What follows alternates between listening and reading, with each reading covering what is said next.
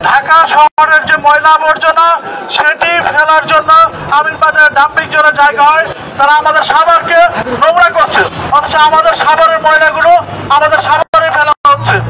আমি মনে করি আজকের আয়োজনের মধ্যে দিয়ে সাভার নাগরিক ফোরাম এমন একটি উদ্যোগ নেবে যাতে করে আমরা এই ময়লা, আমাদের সাভারের ময়লা আবর্জনাগুলো সেই ডাম্পিং জোনে ফেলতে পারি।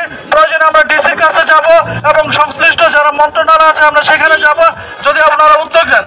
আমি সর্বোপরি যেহেতু বৃষ্টি হচ্ছে এই আয়োজনকে সাধুবাদ জানাচ্ছি। এখানেও অনেক নেতৃবৃন্দ উপস্থিত আছেন যারা কিনা আগামীতে নির্বাচন করার জন্য তারা ইচ্ছামত পোষণ করেছেন। আমরা তাদেরকে এখন থেকে জানাবো, আপনারা এই যে সমস্যাগুলো আপনারা দেখছেন এই সমস্যাগুলো অবশ্যই আপনাদের হাত ধরে আগামীতে সমাধান হবে। আপনার জমিন এবং স্থলে ফল এবং জলে এই বিপর্যয় দেখা দিয়েছে। এই বিপর্যয়ের মূল হচ্ছে আমরা, অর্থাৎ আমাদের হাতের কামাই। এই বিপর্যয়ের জন্য আমরা যে মানব সম্পদ, আমরা যে মানুষ, আমরা মানুষটাই দায়ী। আমাদের প্রথমত নিজ সমাজ করতে হয়, কারণ অবশ্যই আমাদের পরিবেশ আমরা গড়ে তুলতে পারবো। আমরা এখানে যারা আছি সকলেই সাভারের মানুষ। আমাদের প্রত্যেকে যাদের জায়গা থেকে আমাদের ভবিষ্যৎ জেনারেশনকে আমরা যদি সুসংহত পরিবেশ বান্ধব একটি সাভারে বসবাস করতে চাই, আমাদেরকে ভূমিকা নিতে হবে। অন্য কেউ এসে সাভারের পরিবেশ সুন্দর করবে না, সাভারের যানজট মুক্ত করবে না, সাভারের পরিবেশকে গাছ গাছালি দিয়ে অক্সিজেন ভরপুর করবে না, আমাদেরকেই করতে হবে। আসুন আমরা দল মত নির্বিশেষে আমরা প্রত্যেকেই যার যার জায়গা থেকে ভূমিকা রাখি, সকলে এই ব্যাপারে একটা সামাজিক আন্দোলন গড়ে তুলি, যার মাধ্যমে সাভারটাকে ক্লিন সাভারে পরিণত করতে পারি।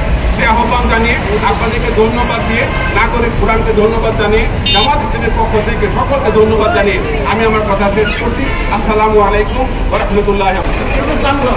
আসলে এখানে রিক্সা চলে, গাড়ি চলে, অটো চলে এবং হকাররা বা বিপুল ময়লা আবর্জনা ফেলে হকাররা দখল করে। আমাদের কথা হকার খাবার স্ট্যান্ড থেকে বের হওয়ার সম্ভাবনা খুব কম। পৌর মেয়র রেফার পাই থাকতেই যখন হকার করে না আলাদা মার্কেট পাবো, এখান থেকে যাওয়ার পরও অন্তত 10টা মার্কেট হয়েছে, বিপ্লবী মার্কেট, কর্মসভা মার্কেট, সাভার স্ট্যান্ডের হকার সম্ভাবনা কম পারে। এই হকারকে নিয়ন্ত্রিত করতে হবে এবং ময়লা আবর্জনা হকার ময়লা সবগুলো এই ময়লাগুলো উঠছে এবং সাভার পৌরসভার বিভিন্ন এলাকা রাস্তাঘাট বৃষ্টিতে ডুবে গেছে, ময়লা আবর্জনায় একাকার হয়ে গেছে। এই ময়লা নিষ্কাশনের জন্য সবাই আপনারা বলছেন সংক্ষেত্রে কাজ করি, এই ময়লা নিষ্কাশনের জন্য কার্যকর ব্যবস্থা নিতে হবে এবং ফুটপাতে অনেক ফুটপথ দখল হয়ে গেছে। অনেক দোকানদার করছেন, অনেক বাড়িওয়ালা করছেন। যেমন একজন দোকানদার আছে, আমি টাইলসের ব্যবসা করি, আমি সামনে একটা টাইলসের শোরুম দিয়ে দিচ্ছি, একটা ডিসপ্লে দিয়ে রাখছি। আমি গাছের ব্যবসা করি, আমি একটা ডিসপ্লে দিয়ে রাখছি। আমি দরজার ব্যবসা করি, আমি একটা ডিসপ্লে দিয়ে রাখছি। আমি হোটেল ব্যবসা করি, আমি চুলাটা রাস্তায় দিয়ে রাখছি। এইগুলি এবং যে কোনো ধরনের ব্যবসা আছে এগুলি চুলাটা হোটেল ব্যবসা না করে, চুলাটা অত্যন্ত ডেঞ্জারাস। এই চুলাটা দিচ্ছে রাস্তার পাশে, তাই এইগুলি বন্ধ করা উচিত। মানুষের যাতায়াতের কথা নির্বিঘ্ন করা উচিত।